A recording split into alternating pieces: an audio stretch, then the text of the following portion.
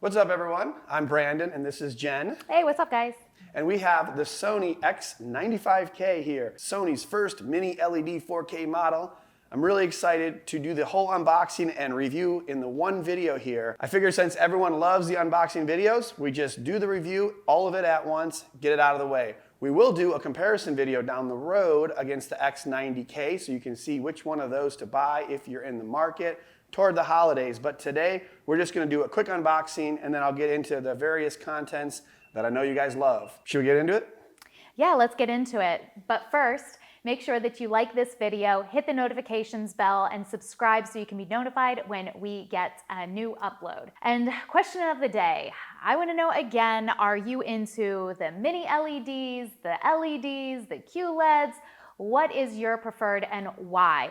I'm assuming this one's going to be pretty cool, but maybe just smaller. So let's go for it, Brandon. All right, let's do it. I just got that joke, mini LED, smaller. Ha, very funny. Well, pop it open. What we got in the box, Jen? Ooh, looks like we've got a leg, a silver leg. Yeah, those look pretty basic, pretty nice and silvery.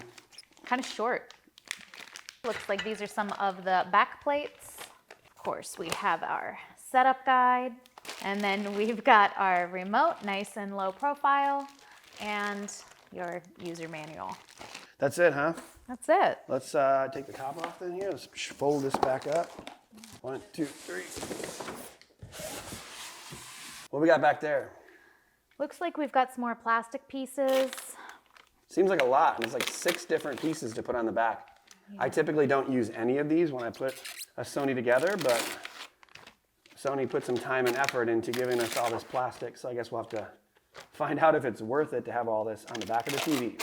So this model shows that you can just pull off the 2 end pieces of styrofoam, and then you can put the feet on. It looks like it's a pretty low profile stand, so we should be able to just do this very simply. All right, let's just pick up these little cardboard pieces here, and then, oh, yeah, there you go. Thank you very much. Okay. 65, you have to break them. So let's lift up my end here. And then you want to give it a little break. Yeah. There we go. They have them sort of set to break on purpose right there.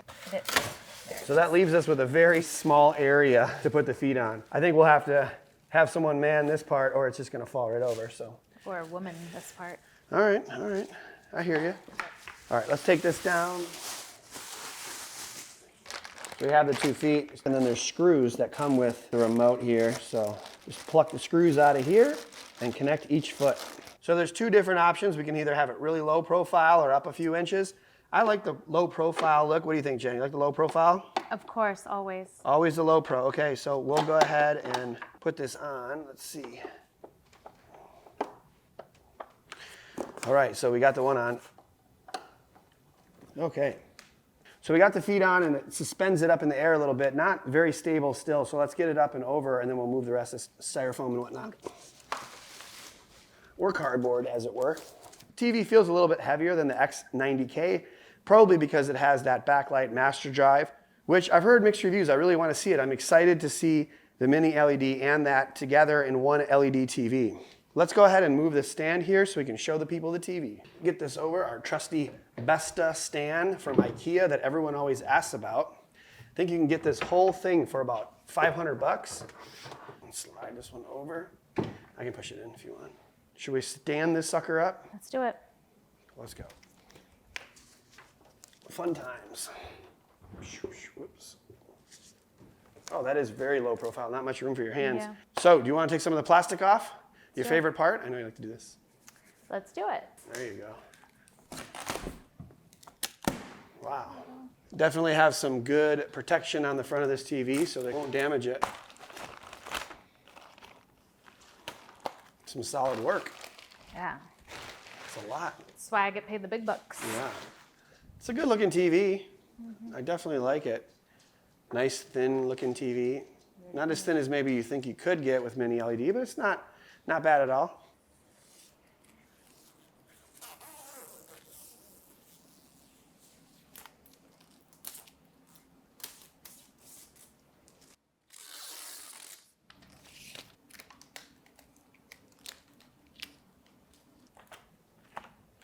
Looks pretty good. I think so. Okay, so I'm gonna show everyone the physical features of this TV and then get into some content. Thank you very much for helping me unbox it. I know everyone really appreciates you. Well, sounds good. Thanks, guys. Okay, so now we're on the back of the TV, and as you can see, it's a pretty good looking TV. It's weird that it's not thinner now that it's a mini LED versus last year's version that was not exact same thickness. But these panels that we had to put on were kind of a pain in the butt. We had to put 6 different panels on over the different parts of the TV, but it looks better now that they're on. So that's pretty cool. It does have a 300 by 300 millimeter VESA pattern. So if you're gonna wall mount it, no problems there. It does have some speakers on the bottom, left and right in the back there. And it does have some forward facing tweeters on the side. Overall, the sound is pretty good. I wouldn't say it's anywhere on the level of a sound bar, but these TVs have decent sound if you're just watching normal stuff. But overall, what we really wanna see is the connectivity of this TV. And so I'm gonna take off these 2 panels to expose the HDMIs. And as you can see, there are 4 HDMI ports, 1, 2, 3, 4. The first 2 are just HDMI 2.0 ports, while 3 and 4 are HDMI 2.1 ports. And what that means is 1 and 2 can only do 4K at 60, but can still show Dolby Vision or work for cable, while number 3 and 4 can game at 4K at 120 hertz or 120 frames per second. So you get the high-speed gaming to one of the newer consoles or a PC. And HDMI 3 is the eARC ARC port, where you can send high-quality sound to a soundbar or speaker system. And then you have the optical or digital output, landline, cable antenna, some USBs, and so forth. So let's just turn it around and get that remote out so we can fire this TV up. All right, so checking out the remote. Again, this is a new Sony remote. They have removed the number buttons from this, which I love because, to be honest, the only thing that I had to complain about before with the Sony remote was that it's just too big. It's like long and big. It has up, down, left, right, back button, home button, conveniently placed. The settings button on the upper right I'm getting used to. And then at the bottom, you have your Netflix and YouTube, Disney, and Prime Video. Those are important buttons. Sometimes I feel like I just accidentally hit those, though, and it's not useful for me. So it's like I can always hit home and find the YouTube app, but I'm sure some people will like that. But definitely not having the number buttons on here is a huge benefit. The only thing that can make this thing better is if it had the backlight. I believe the QD OLED, the A95k has it, and then the 8K Z9K has it as well. So that would be something to get, but you can always buy the remote separately online. Pretty awesome overall, much better being smaller. So let's go ahead and turn the TV on now.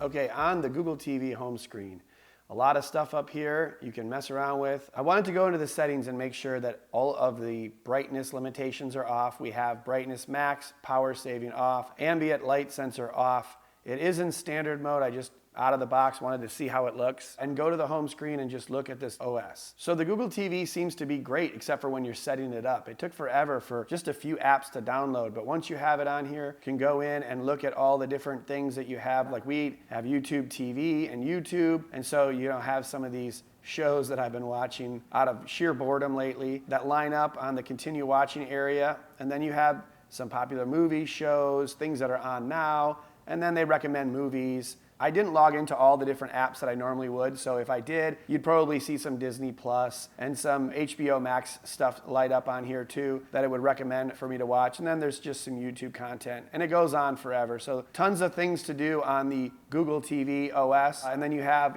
some settings. You can go in here and check with the settings, picture settings, input, all that. So pretty straightforward. I like it better than a lot of the other operating systems. And if you don't like it, you can always get your own OS via NVIDIA Shield, Apple TV, something like that. Something that I do like on the Google TV versus the Android OS is that you have these wallpapers that you can just scroll through. You press the back button once you're on the home screen and it takes you to this, and then you can also scroll left and right and you can turn on or off the time and the date. So I just like to have it sitting like this. I don't mind the time in the bottom corner. It's not an OLED. If it was an OLED, I'd probably turn the time off so that you don't have, that little potential of burn-in the bottom right corner. But because this is a mini LED, I'm not worried about that. And I think it looks great. After the OS, I wanted to get into some SDR footage. A lot of you guys probably watch cable, sports, some movies, and I use YouTube TV. It gives us a good opportunity to check the upscaling, the motion, brightness, and all these things. And I definitely have a couple things I want to talk about that aren't great about this TV, so we'll hold that off to the end, but just stick around for that because I do want to let you guys know life isn't perfect with these LEDs, and there are a couple of downsides.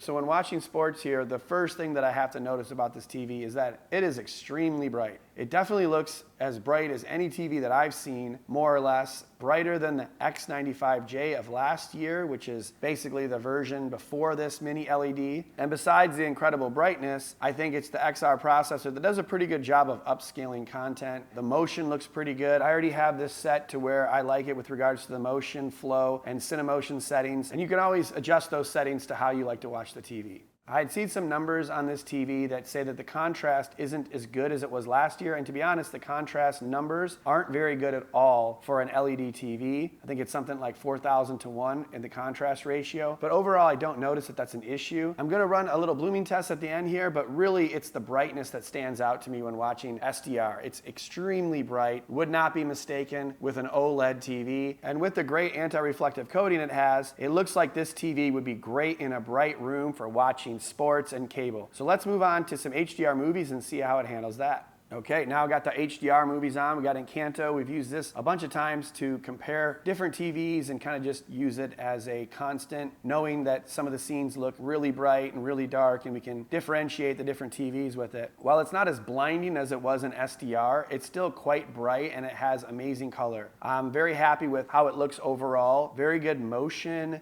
And overall, I think it looks great in HDR. There's not much to complain about. And I did want to check out HDR watching a movie in widescreen because that's the thing that we're trying to improve upon with the mini LED is how well does it handle the widescreen bars? How good is the blooming control? And this is a great movie because it has both widescreen and it has some subtitles. I'd have to say there is a bit of blooming around the subtitles and in the widescreen bars. It's not super dramatic. It doesn't seem as bad as the X95J of last year or even the year before it, the X950H.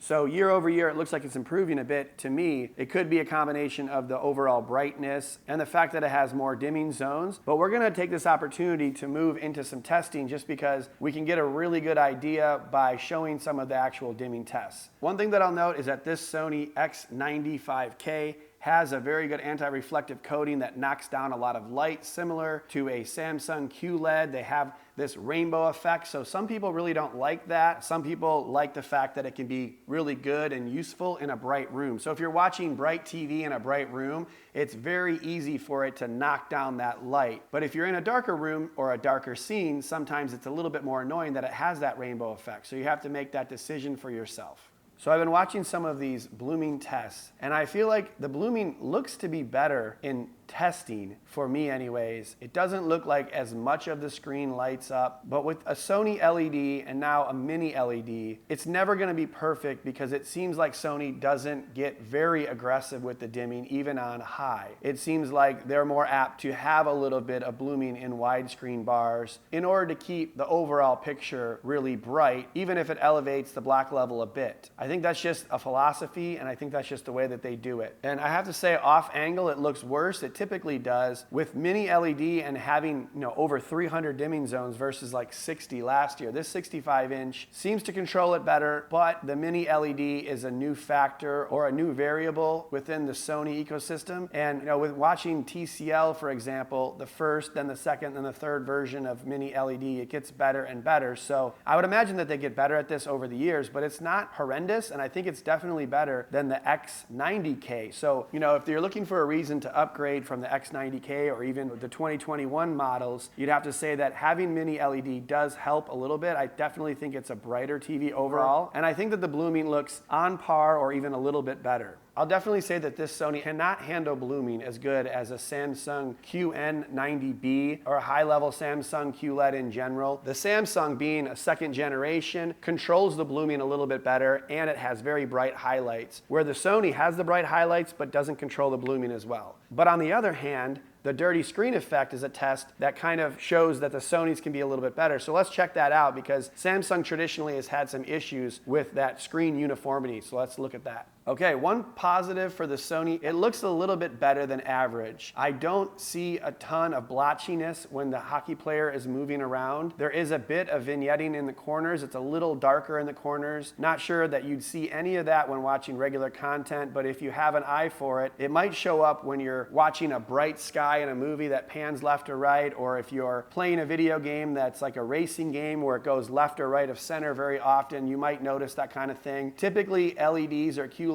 are a little bit worse than OLEDs, and the QD OLEDs seem to be even better and cleaner than any of these. So it's just one of those things that we test and check out. I don't think that you'd notice that in any kind of content unless you have a really good eye, but looking at this hockey player, I think it makes me want to turn on some gaming. So let's go on to gaming. Okay, so now we're back into some gaming. Definitely have the 4K 120 in action, and actually now Sony has updated their VRR to work with the local dimming, so you can go into HDMI 3 and 4 and you have an option for VRR to enhance it, and we've done that, and playing looks pretty cool. It looks great. I mean, it's very bright and vibrant as everything else has been. Great color, volume, saturation. It looks really good, and the input lag is really fast too. I mean, you're talking about 10 millisecond input lag with VRR enabled at 4K at 120. I think Samsung and LG are both just over 5 milliseconds, so a little bit slower. I think Sony's always been a bit slower with regards to quick gameplay, but it's nothing like the Hisense projector we had where the input lag was so slow you couldn't even fire in the right direction before someone would be gone and moved, and so you'd be dead. But overall, great brightness,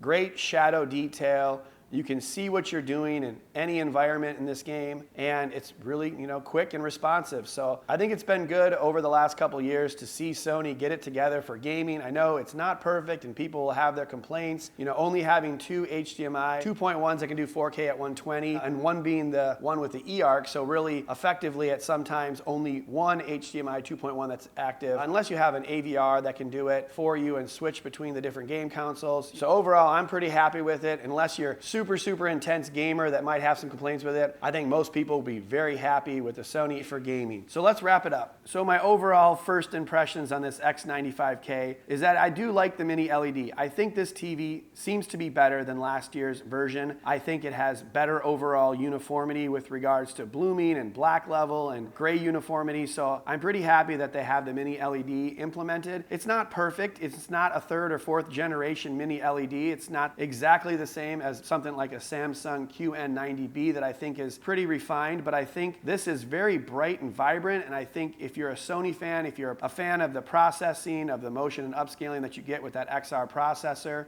this is a win for Sony. It's pretty expensive at the time of this review, but I think that it came out earlier in the year is beneficial for buyers around Black Friday. It's not going to be a new item, and I think the X95J last year was kind of incomplete. It wasn't my favorite TV. The black uniformity wasn't great, so I'm pretty satisfied with the X95K. I think it's a pretty good flagship LED. Again, if there's any complaints, it's that 300 dimming zones is not 1,000. It's not, as high as it could be for a mini LED TV, but I think it's definitely improvement year over year, and I'm pretty happy with how it performs, specifically in SDR. I thought it was amazingly bright. It looks good with HDR Movies again. If you're watching it with widescreen, you might have a little bit of blooming into those wide bars, but the fact that the screen is pretty uniform is great, and of course, gaming is quite fun. So I hope you enjoyed the video. Let me know what you guys think. Is this the year for Sony Mini LED, or are you guys sticking with a different brand or a different technology in general? Let me know in the comments. Definitely smash the like button, subscribe, set the notification bell to all, and make sure you stay tuned for the comparison of this X95K versus the X90K. I'll have that coming out eventually here, so check for that, and just like that, you can be the installer.